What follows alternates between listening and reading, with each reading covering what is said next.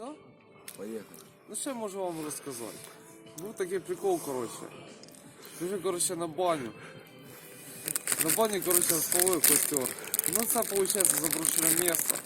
Гадюка внутри. Коротше, причепилися якісь малолетки на лінії. Скільки було чоловік? Ну, чоловік 8. Ти всіх уложив? Ні, я не всіх.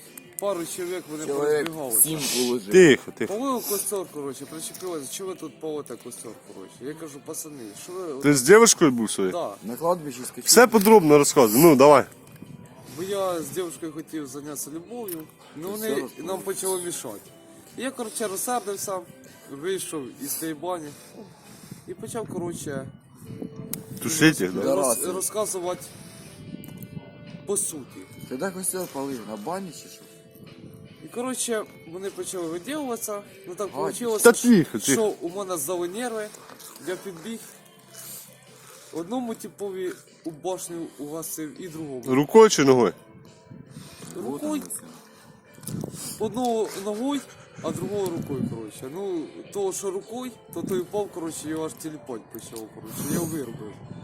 А той, коротше, почав тікати, вони викупили цю тему всю і, коротше, вмотали. Я в шокі, Ну, злякався. відтоді І після вони- цього тобі мадам твоя дала? Відтоді вони, коротше, умотали оттуда і все вийшло, як мені хотілося. А мило було чи ні? Ні, мила не було. Та ну бля, Дорослый. про мило, дору. Погоди, погоди. Ким ти працюєш зараз? Дальнобойщиком чи що? Ну да, Бо я дивлюся, за рулем сьогодні не п'єш? ні. Чи все-таки будеш За пивко? рулем же ж не запить.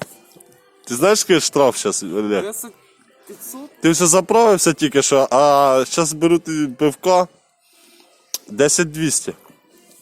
А ну, блядь, Трохи дешевше, да? Ага. Лучше пішком іди. Та ну да. гаді. Став на стоянку, мабуть, зараз паркуйся, тому що... Саме краще лучше пішки. Пошел, пошел.